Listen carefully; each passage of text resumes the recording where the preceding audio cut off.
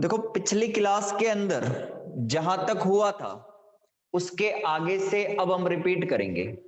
पिछली क्लास का मतलब ये है कि जो फिल्टर का नंबर 4 वीडियो और नंबर 5 वीडियो है, अगर किसी ने ऑफलाइन वो क्लास नहीं पढ़ी तो वहां से वो उतार लेगा, और बाकी जिसने ऑफलाइन या ऑनलाइन जिस भी तरीके से ले रहा है वो उसके आगे से ही अब हम क्या करेंगे, बात करेंगे। ठीक है ना? हाँ जी, देखिएगा अपन को करना क्या है। पिछली क्लास के अंदर हमने क्या किया था, क्रिया विधि पे बात करी थी।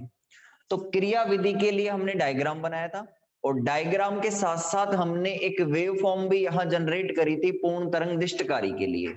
तो मैं एक बार पुनः वापस डायग्राम बनाकर वेव फॉर्म क्या करूंगा, जनरेट करूंगा।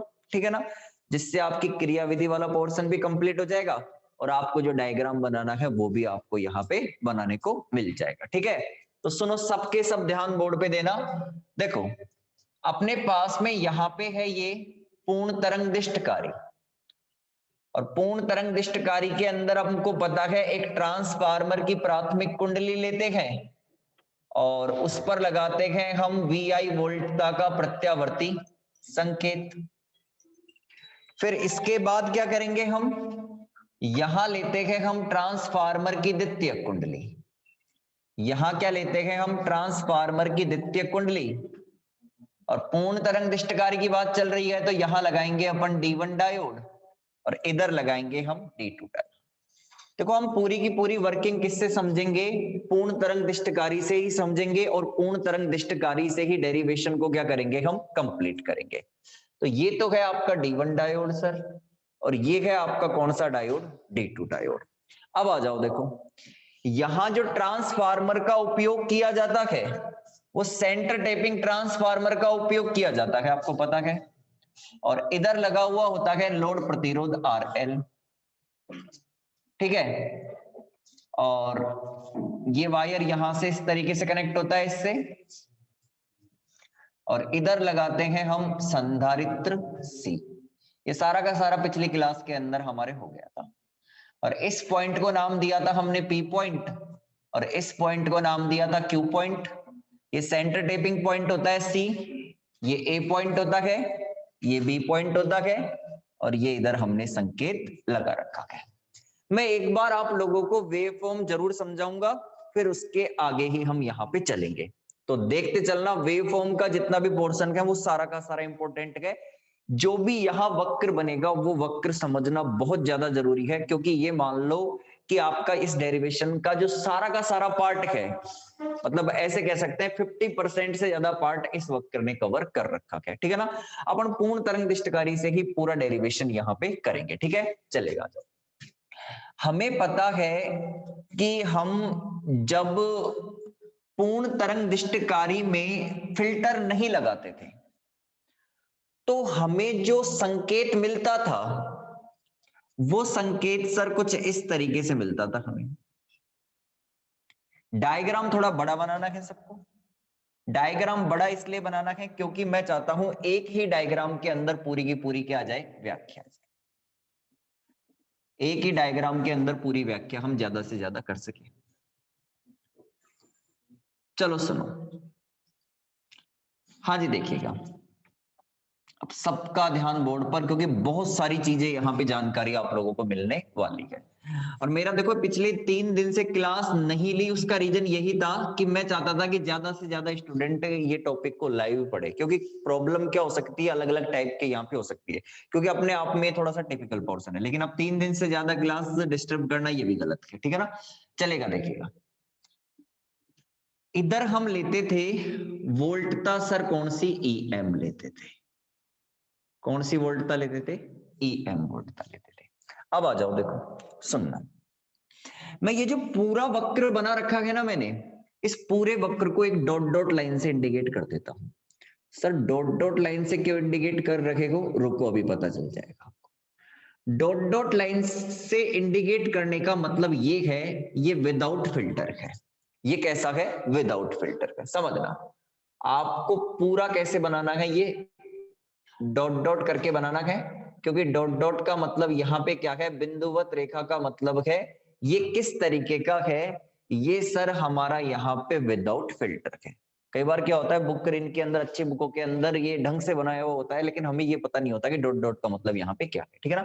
ज्यादातर बुकों के अंदर तो केवल फॉर्मेलिटी के तौर पे बना रखा है, लेकिन अपन एक ही डायग्राम से बहुत सारी चीजें यहाँ पे समझने की कोशिश करेंगे। चलो आ जाओ, सबका ध्यान बोर्ड पर देखो।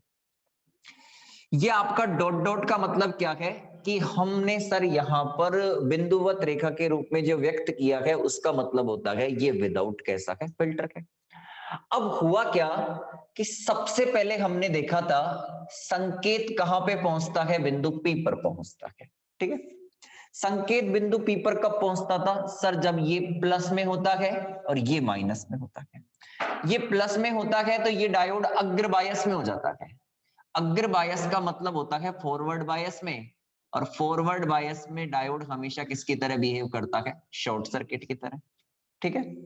रिवर्स बायस वाला जो डायोड होता है वो ओपन सर्किट की तरह बिहेव करता है, तो इसने किसकी तरह बिहेव किया, ओपन सर्किट की तरह। अब संकेत ऐसे आ रहा है आपके पास में, सबसे पहले इस पॉइंट पे आया संकेत, संकेत के तौर पे क्या आएगा, एसी प्लस डीसी। अब देखो आप खुद सोचो, जब संकेत यहां आएगा तो उसके बाद में ये कनेक्ट है आपका कौन से डायोड से, D2 डायोड से। सर जो D2 डायोड है वो किसके अंदर है, रिवर्स बायस के अंदर है। रिवर्स बायस में होने का मतलब होता है कि इसके अंदर करंट फ्लो होगी नहीं, ये आगे से टूटा हुआ है, तो इसका मतलब इधर तो संकेत जाएगा नहीं। तो सर संकेत कहां जाएगा, ये जाएगा बिंदु पी पर। संकेत के तौर पे क्या आया, AC प्लस DC। अब होता क्या है, हमने आपको पिछली क्लास के अंदर बताया था इसकी धारिता हम ज्यादा रखते हैं। देखो धारिता ज्यादा रखने के कारण अवरोध क्या हो जाता है, कम हो जाता है। दूसरा मैं RL को आगे से ज्यादा रखता हूं तो यहां अवरोध ज्यादा है, तो संकेत सबसे पहले कहां जाता है, कम अवरोध की तरफ, तो संकेत आएगा इधर की तरफ, ठीक है। क्या आ रहा है, AC प्लस DC। संधारित्र है, DC संकेत के लिए अनंत अवरोध उत्पन्न करता है और AC के लिए अल्प अवरोध उत्पन्न करता है। अनंत अवरोध का मतलब है बिल्कुल भी नहीं जाने देगा, बिल्कुल भी नहीं जाने देगा, तो आपकी जो DC है वो कहां की तरफ आएगी, RL में से होकर प्रवाहित होगी, ठीक है। अब AC संकेत के लिए अल्प अवरोध का मतलब ये नहीं है कि जीरो अवरोध है। अगर जीरो अवरोध होता तो पूरा का पूरा संकेत चला जाता, लेकिन अल्प अवरोध का मतलब होता है कुछ ना कुछ मात्रा का संकेत अब भी क्या करेगा, रोकेगा। तो ज्यादा से ज्यादा संकेत तो इससे क्या हो जाएंगे, निर्गम हो जाएंगे, लेकिन कुछ मात्रा में जो संकेत रुकेंगे वो कहां पे आएंगे, आपके RL की तरफ आएंगे। अब ज्यादा से ज्यादा संकेत यहां पे आके किधर चले जाएंगे, स्टेपिंग पॉइंट C पर चले जाएंगे, ठीक है ना, क्योंकि इधर ग्राउंड होता है, ग्राउंड में जाके चले जाते हैं। अब होगा क्या, इस प्रोसीजर के दौरान हमने देखा कि RL पे हमें DC तो मिल ही रहा है, पूर्ण रूप का DC मिल रहा है, लेकिन साथ में कुछ मात्रा का AC आ गया, और कुछ मान का AC आने की वजह से यहाँ पे क्या हुई, दिक्कत ये हुई कि कुछ मान का AC आने के कारण हमें जो संकेत इस तरीके से चाहिए था ना, वो संकेत इस तरीके से हमें नहीं मिलता। अब भी इसके अंदर कुछ ना कुछ बदलाव हमको देखने को मिलेगा। वो बदलाव कितना देखने को मिलेगा, किस तरीके से देखने को मिलेगा, वो हम बोर्ड पर अब समझ लेंगे। तो सुनो, सबका ध्यान अब बोर्ड पर। हुआ क्या कि जब ये संधारित्र से संकेत जाता है तो ये संधारित्र क्या होता है सर, चार्ज हो जाता है। तो ये संधारित्र क्या होता है, EM वोल्टता तक चार्ज हो जाता है। कितनी वोल्टता तक चार्ज होता है सर, EM वोल्टता तक चार्ज होता है। अब जब ये संधारित्र EM वोल्टता तक चार्ज होता है, ये VS होता है यहां से लेके यहां तक, तो हुआ ये कि ये जो EM वोल्टता है ना, ये वोल्टता का मैक्सिमम मान है, क्या है, अधिकतम मान। अगर ये डायोड ऐसे होता है ना, ये संधारित्र तो क्या हुआ, मैक्सिमम वोल्टता तक आवेशित हो गया। ये इसका P सिरा, ये N सिरा। अगर N सिरा हायर पोटेंशियल पे है P के कंपेयर के अंदर, तो ये कौन से बायस में आ जाता है, रिवर्स में आ जाता है। अगर ये रिवर्स में आ जाएगा तो ये भी किसकी तरह बिहेव करेगा, ओपन सर्किट की तरह। आपका जो कैपेसिटर है वो चार्ज हुआ, कितनी वोल्टता तक चार्ज हुआ, EM वोल्टता तक। तो आपको क्या करना है, इस वाली लाइन को डार्क कर देना है। ये वाली लाइन में क्या कर दी, यहां पे डार्क कर दी, और ये लो, ये मैक्सिमम वोल्टता EM तक क्या हो गया सर, चार्ज हो गया। हो गया चार्ज EM वोल्टता तक। ये लो, ये मैंने इसको EM वोल्टता तक चार्ज कर दिया। अब आगे सुनना, सारे के सारे बड़े काम की चीज है। देखो, ये EM वोल्टता तक चार्ज हो चुका है, तो सर जब ये चार्ज हुआ था तब उस पर्टिकुलर सिचुएशन के अंदर क्या था कि ये चार्ज किसके कारण हुआ है? ये D1 डायोड के कारण हुआ है। तो आप दिखाओगे यहां से लेके यहां तक क्या है आपका D1 किसके अंदर है? अग्रबायस के अंदर है। किसके अंदर है? D1 अग्रबायस के अंदर, और D2 किसके अंदर है? पश्चिम बायस के अंदर। तो ये D1 किसके अंदर है?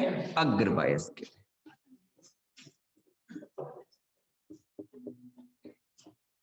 अग्रबायस। और D2 किसके अंदर है? पश्चिम बायस। ठीक है, अब सुनो, आगे देखो, समझना सारे के सारे बड़े काम की चीज है। अब ये संधारित्र चार्ज हो गया फुल, ठीक है, किस वोल्टेज तक? EM वोल्टेज तक। तो हमें पता है कि डायोड का जो N सिरा था वो हायर पोटेंशियल पे हो गया। ये भी किसके अंदर आ गया? रिवर्स के अंदर। सर ये भी किसकी तरह बिहेव करेगा? ओपन सर्किट की तरह। अब ओपन सर्किट की तरह बिहेव करेगा तो इसका मतलब क्या हुआ? करंट आगे फ्लो होगा नहीं। करंट आगे फ्लो होगा नहीं तो ये कनेक्शन एक प्रकार से ब्रेक है, टूटा हुआ है। अब होगा क्या कि ये RL क्या करेगा? इस EM वोल्टेज तक जो संधारित्र चार्ज हुआ था उसको डिस्चार्ज करेगा। अब यदि ये इसको डिस्चार्ज करता है तो मैं आपको बता दूं, इसका जो निरावेशन होता है वो बहुत धीरे धीरे धीरे धीरे होता है। इसका जो निरावेशन होता है वो कैसा होता है? धीरे धीरे होता है, तेज नहीं होता। सर तेज क्यों नहीं होता ये आगे हम आपको बताएंगे। तेज क्यों नहीं होता उसके पीछे रीजन क्या है। ये धीरे धीरे क्या होगा? निरावेशित होगा। और इसका जो निरावेशन होता है ना वो किसी कर्व के रूप में नहीं होता, एक लीनियरली होता है। संधारित्र जब डिस्चार्ज होता है तो वो लीनियरली डिस्चार्ज होता है और धीरे धीरे डिस्चार्ज होता है। तो ये लो, ये डिस्चार्ज हो गया इस तरीके से, ठीक है। तो ये जो मैं बना रहा हूं यहां पर, ये क्या है सर? डिस्चार्ज को इंडिकेट करेगा। किसको इंडिकेट करेगा? डिस्चार्ज को इंडिकेट करेगा। तो यहां से लेके यहां तक की जो सिचुएशन है ना, इस सिचुएशन के अंदर क्या है आपके सर? दोनों डायोड कौन से बायस के अंदर है? पश्चिम बायस के अंदर।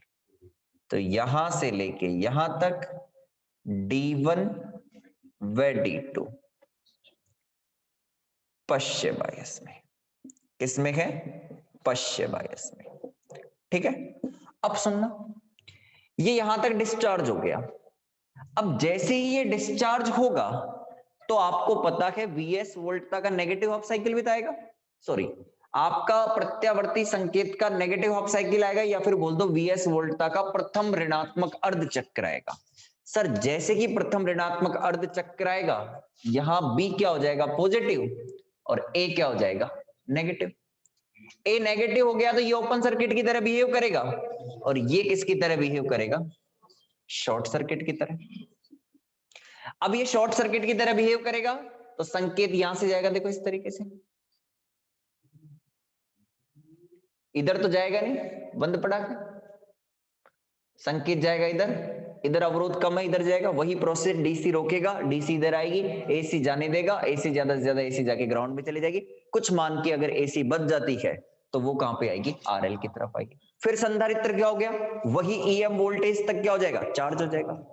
तो ये लो, मैंने संधारित्र को यहां पे फिर वापस क्या कर दिया?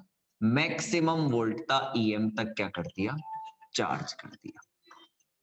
मैक्सिमम वोल्टता EM तक क्या कर दिया मैंने? इसको चार्ज कर दिया। ये लो, अब ये संधारित्र मैक्सिमम वोल्टता EM तक चार्ज हुआ है, तो सर ये किसके कारण चार्ज हुआ है? D2 के कारण।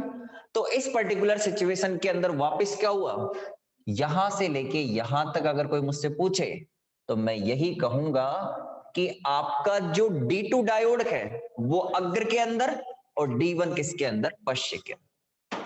तो यहां से लेके यहां तक की जो सिचुएशन है उसके अंदर क्या लिखोगे आप? सर D1 D2 अग्र में और D1 पश्चिम में। ठीक, अब वही इसका एक बार आवेशन फिर निरावेशन, तो ये ऐसे निरावेशन होगा इसी तरीके से, ये इस तरीके से चलता जाएगा। ठीक है ना, तो ये क्या कर दिया मैंने, इसका निरावेशन वापस दिखा दिया। तो निरावेशन वाली लाइन को आप डार्क करके दिखाओगे। अब सुनो मेरी बात, बड़ी काम की चीज है, इसके अंदर कुछ है ना समझने वाली। तो ये इस तरीके से थोड़ा सा और आगे बढ़ा दो। ठीक है, ये लो।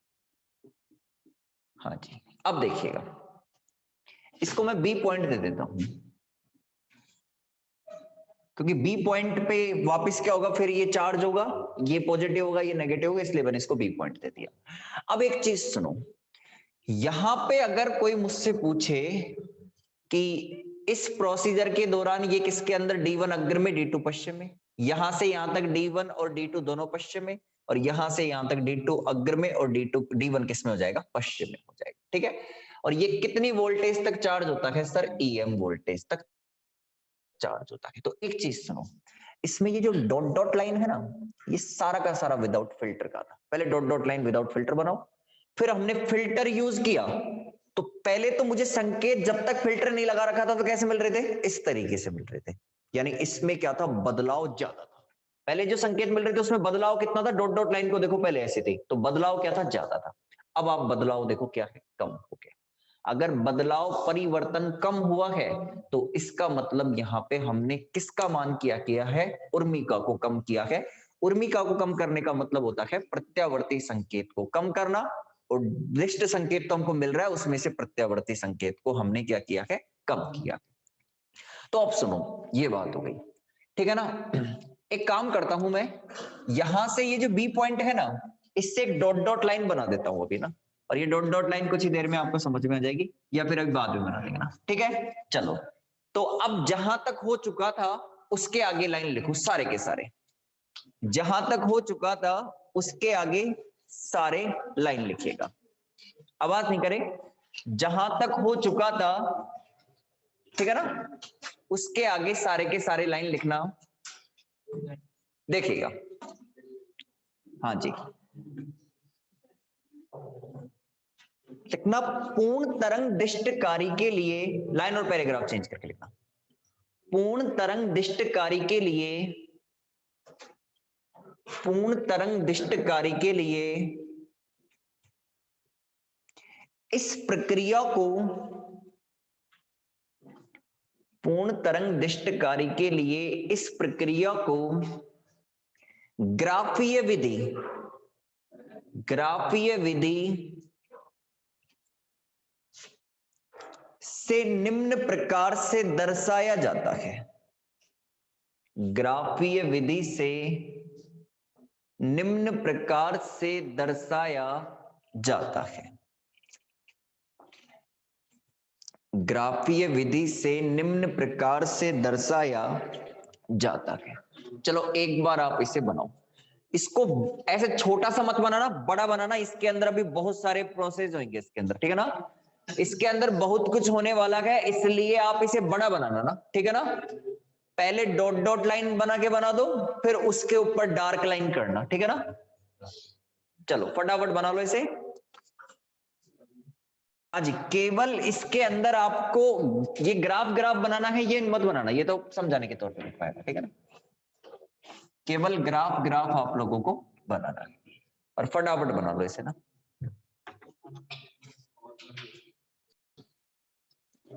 इसके अंदर ये भी दिखा देना आप। हाँ जी, ये सर निरावेशन है, डिस्चार्ज, ये चार्ज है, ये अगेन आगे डिस्चार्ज है। ठीक है,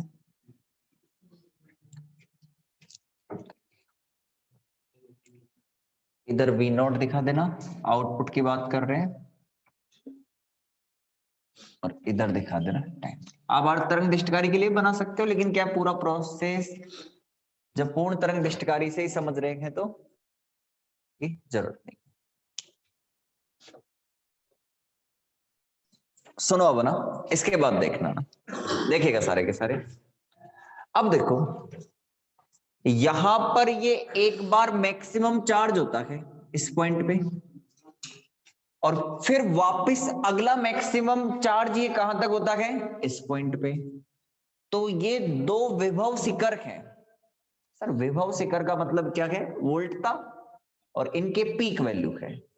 तो इनके बीच का जो टाइम इंटरवल होता है वो होता है आपका एक आवर्तकाल। मेरी बात ढंग से सुनना, ये आपका एक पीक पॉइंट है, अगला पीक पॉइंट यहां पे है। तो इन दोनों के बीच का जो टाइम इंटरवल है, कोई मुझसे पूछे यहां से लेके यहां तक का जो टाइम इंटरवल है वो कहूंगा मैं टी है। अब ये जो टी का मान है वो होता है 1/2f। कितना होता है, 1/2f। एक बार इसको समझ लेना किस तरीके से होता है ये 1/2f। देखो सबका ध्यान बोर्ड पर। हाँ जी, हमने पढ़ा था ना टी इक्वल टू कितना होता है, 2π/ओमेगा। सर ये पूर्ण तरंग दिष्टकारी है, पूर्ण तरंग दिष्टकारी के अंदर आवृत्ति कैसी होती है, दुगनी होती है ना। 2 से 2 कट गया, ओमेगा का मान 2πf, पाई से पाई कट गया, तो टी इक्वल टू कितना हो जाएगा, 1/2f हो जाएगा। कितना हो जाएगा, 1/2f हो जाएगा। तो यहां एक पीक पॉइंट से दूसरे पीक पॉइंट के बीच का जो टाइम इंटरवल है वो कितना है, टी इक्वल टू 1/2f। तो डायग्राम के अंदर ये भी आप दिखा दो, ठीक है ना, डायग्राम के अंदर ये भी आप दिखा दो, चलेगा। और लाइन लिखो अब ना, लिखना, इसको लिखने के बाद में दो क्रमागत, लाइन लिखना सारे के सारे, दो क्रमागत विभव शिखरों यानी पीक, दो क्रमागत विभव शिखरों के मध्य समय अंतराल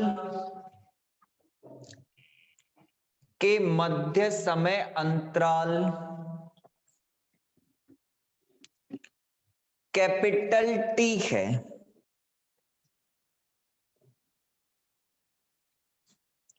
अतः संधारित्र का पुनः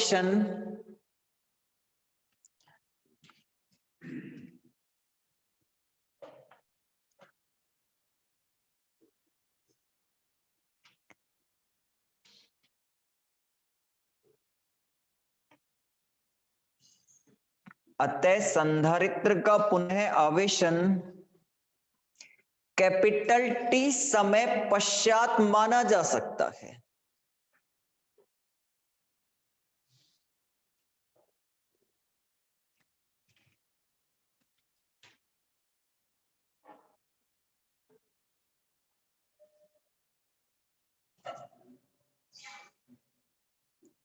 देखो इस लाइन को थोड़ा सा मैं आपको क्लियर करता हूं, आप इसको ऐसे भी लिख सकते थे, पुनः निरावेशन कैपिटल टी समय पश्चात माना जा सकता है। देखो एक बार यहां निरावेशन हो रहा है, फिर कैपिटल टी समय बाद वापस क्या होगा, निरावेशन होगा।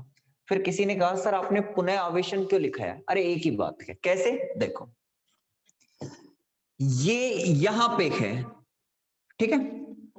अब देखो इसको मैं जितना यहां पीछे शिफ्ट करूंगा उतना ही ये भी क्या हो जाएगा, पीछे शिफ्ट हो जाएगा, यहां पे आ जाएगा। समझ रहे हो मेरी बात, मेरी बात ढंग से समझना। ये यहां पे है, सर आप थोड़ा सा पीछे शिफ्ट हो गए, यहां पे आ गए, तो इसका पीक यहां पे था, तो ये भी शिफ्ट हो गया, यहां पे आ जाएगा। तो सर अगर यहां से लेके कोई पूछे यहां तक, तो ये भी तो क्या है, कैपिटल टी है। तो कैपिटल टी समय बाद ही वापस क्या हो रहा है, इसका आवेशन हो रहा है। मेरी बात वापस सुनना, आप इसको निरावेशन के तौर पे भी लिख सकते थे। ये टी के बाद अगला निरावेशन, सॉरी इसके बाद, इस पीक पॉइंट के बाद अगला निरावेशन कितने टाइम के बाद हो रहा है, कैपिटल टी टाइम के बाद हो रहा है। तो सर इसका मतलब हम इसे ऐसे भी तो लिख सकते हैं कि इसको अगर मैं थोड़ा पीछे शिफ्ट करूं, ये ऐसे है, इसको थोड़ा पीछे शिफ्ट करोगे, इसको यहां लेके आओगे, तो सर ये पॉइंट भी तो यहाँ शिफ्ट हो जाएगा। तो इसका मतलब अगर ये कैपिटल टी है तो यहां से लेके यहां तक भी क्या है, कैपिटल टी है। तो अगले टी टाइम के बाद में वापस क्या हो जाता है, इसका आवेशन माना जा सकता है। ठीक है ना, एक ही बात है। ठीक है, अब आगे लिखो लाइन, पैराग्राफ चेंज करके। अतः अब वो देखो एक इक्वेशन आई थी ये वाली, इसको समीकरण नंबर कौन सा दिया था, अलग अलग बैच के अंदर हो सकता है, EM minus EMT upon RLC 3 दिया था। लेकिन अतः समीकरण 3 के अनुसार, अतः समीकरण 3 के अनुसार पुनः आवेशन के समय, अतः समीकरण 3 के अनुसार पुनः आवेशन के समय संधारित्र पर वोल्टता, संधारित्र पर वोल्टता कैपिटल, संधारित्र पर वोल्टता निम्न प्रकार से व्यक्त की जा सकती है। संधारित्र पर वोल्टता निम्न प्रकार से व्यक्त की जा सकती है। चलेगा, देखो कुछ ही नहीं करना, आपको स्मॉल टी की जगह क्या कर दो, यहां पे कैपिटल टी कर दो। अरे संधारित्र का आवेशन मैंने कितने समय के बाद माना है वापस, कैपिटल टी समय के बाद में।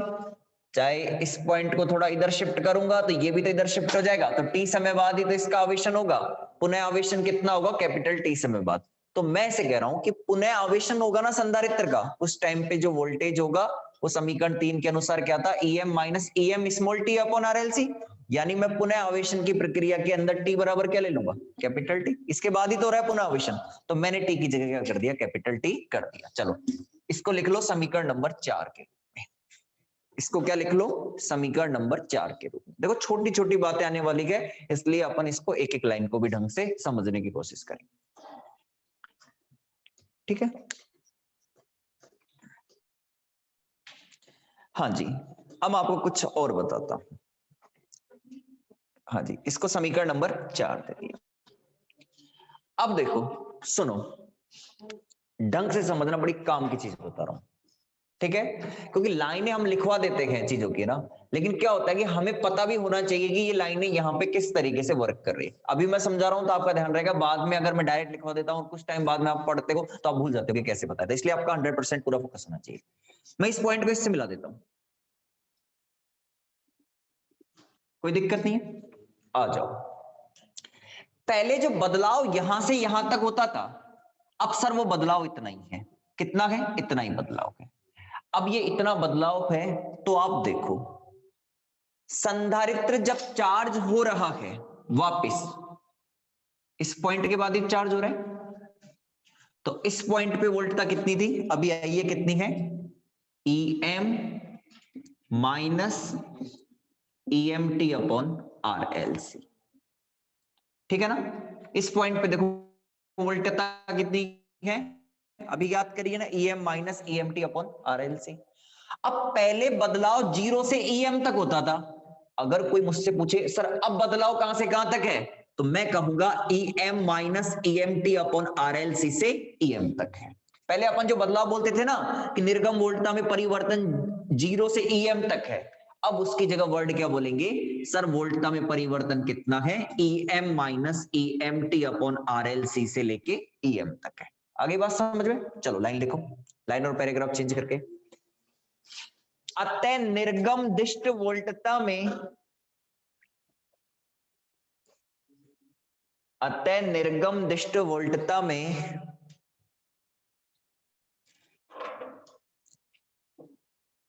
परिवर्तन, परिवर्तन EM से, या फिर ऐसे लिख लो EM minus EMT upon RLC। ठीक ना, EM minus EMT upon RLC, EM minus EMT upon RLC से EM तक होगा, EM तक होगा, EM तक होगा। चलो, आपने यहां वक्र के अंदर मैंने जितना चेंज किया वो चेंज कर लो आप, उसी वक्र के अंदर एक डॉट डॉट लाइन बना देना और इधर दिखा देना आप लोग, इधर वोल्टता कितनी है, EM minus EMT upon RLC, और यहां तक उतार लो एक बार। इस ग्राफ के अंदर ही चेंज करना रहेगा, जो भी चेंज होगा उसी ग्राफ के अंदर।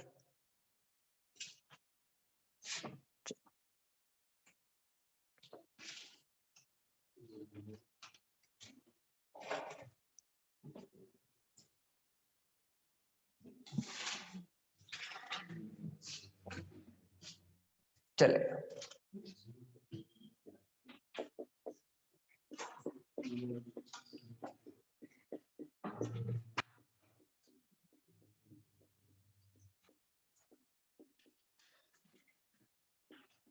चलो सबका ध्यान बोर्ड पर। हाँ जी, अगर कोई हमसे कहे कि आप औसत दिष्ट वोल्टता को किससे लिख रहे हो, तो हम कहेंगे EDC से लिख रहे हैं। सर ये औसत कैसे ज्ञात करते हैं, तो देखो इस पॉइंट पे वोल्टता कितनी है, EM minus EMT upon RLC। वोल्टता परिवर्तित यहां से लेके यहां तक होती है, कहां तक, EM तक। अगर कोई मुझसे इसका औसत पूछे, इस वक्र के लिए औसत पूछे, तो मैं क्या करूंगा, औसत ज्ञात कैसे करते हैं, इस पॉइंट पे वोल्टता, इस पॉइंट पे वोल्टता, दोनों को जोड़कर किसका भाग लगा दो, 2 का भाग लगा दो, तो मुझे क्या मिल जाएगा, औसत मिल जाएगा। तो सर EDC कैसे ज्ञात होगा, अरे EDC बड़ा सिंपल है। EDC कहां की वोल्टता है, देखो ये रही, इन दोनों के बीच की वोल्टता। तो इन दोनों के बीच में एक डॉट डॉट लाइन और बना देते हैं, और ये इंडिकेट करता है किसको, अरे आवाज नहीं करे, EDC को। किसको इंडिकेट करता है, EDC। ठीक है, तो EDC कितना आएगा, दोनों को जोड़ दो और 2 का भाग लगा दो।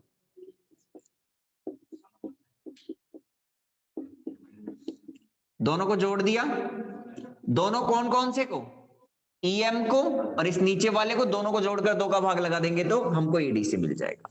तो EDC इक्वल टू कितना आ जाएगा, 2EM minus EMT upon RLC divide के अंदर 2। तो EDC इक्वल टू कितना हो जाएगा, EM और माइनस कितना हो जाएगा, EMT बटा 2RLC। ये लो आपको EDC का मान मिल गया। देखो मैं आपको बता दूं, हर फिल्टर के अंदर अपन एक ही चीज ज्ञात करते हैं, R ज्ञात करने के लिए जरूरी है EAC बटा EDC। EDC का काम हो गया, अब EAC पे पूरा का पूरा वर्क होगा। ठीक है, तो इसको दे देंगे समीकरण नंबर 5। तो एक काम करो, ये डॉट बीच में एक लाइन और दिखा दो EDC, और यहां से लेके यहां तक उतार लो। ठीक है, हाँ जी, जो ऑनलाइन पढ़ रखे गए वो एक बार वापस रिज्वाइन कर लो, यही मीटिंग आईडी है, यही पासवर्ड है, फिर उतारना इसे ना।